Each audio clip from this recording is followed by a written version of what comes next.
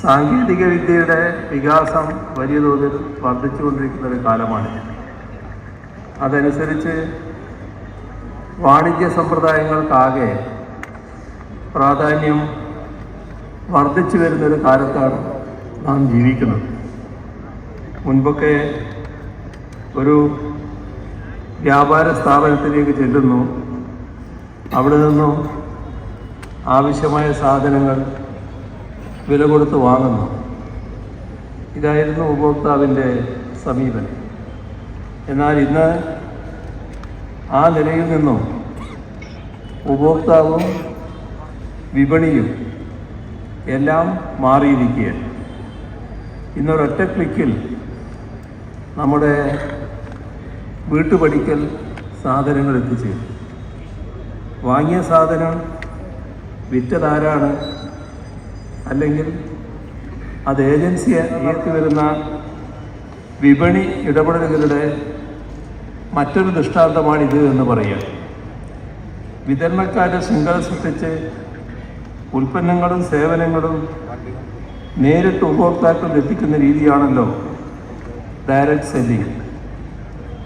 ഇതിൻ്റെ ഭാഗമായി നിരവധി അവസരങ്ങൾ ഉയർന്നു വരുന്നുണ്ട്. അതേസമയം ഇതിൻ്റെ പേരിൽ നിയമവിരുദ്ധ പ്രവർത്തനങ്ങൾ വർദ്ധിക്കുന്നതായും കണക്കുകൾ സൂചിപ്പിക്കുന്നു. ഇത് കണ്ടുകൊണ്ടാണ് 2018 സംസ്ഥാന സർക്കാർ ഡയറക്റ്റ് സെല്ലിംഗ് മേഖലയ്ക്കായി മാർഗനിർദ്ദേശങ്ങൾ പുറപ്പെടുവിച്ചത്. ആ മാർഗനിർദ്ദേശങ്ങൾക്ക് നിയമപരമായ പ്രാബല്യം കൈവന്നിരുന്നില്ല. പിന്നീട് കേന്ദ്ര സർക്കാർ പുറപ്പെടുവിച്ച ചട്ടങ്ങൾ പാലിക്കുന്നുണ്ട് എന്ന് ഉറപ്പുവരുത്താനായി ഒരു മോണിറ്ററിംഗ് മെക്കാനിസം രൂപീകരിക്കാൻ സംസ്ഥാന സർക്കാർ തീരുമാനിച്ചു.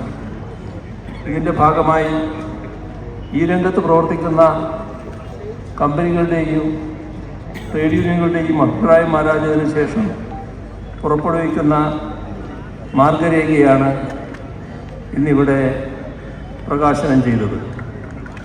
ഉപഭോക്താക്കൾക്ക് ഈ രംഗത്ത് പ്രവർത്തിക്കുന്ന അംഗീകൃത കമ്പനികൾ ഏതൊക്കെയാണെന്ന് മനസ്സിലാക്കാൻ സാധിക്കും.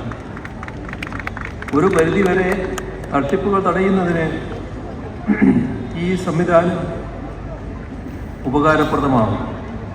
സംരംഭകരുടെ വിശ്വാസ്യത ഉറപ്പുവരുത്തുന്നതിനും ഉപഭോക്താക്കളുടെ അവകാശങ്ങൾ സംരക്ഷിക്കുന്നതിനുമുള്ള ഇടപെടലുകളാണ് ഇവയെല്ലാം. ഏതെങ്കിലും തരത്തിൽ വാണിജ്യ സ്ഥാപനങ്ങൾക്കോ സംരംഭങ്ങൾക്കോ തടയിടുന്നവയല്ല ഇവയൊന്നും. സംരംഭകത്വ വികസനത്തിൽ നമ്മുടെ സംസ്ഥാനം വളരെയേറെ മുന്നേറുന്നതായാണ് കണക്കുകൾ സൂചിപ്പിക്കുന്നത്.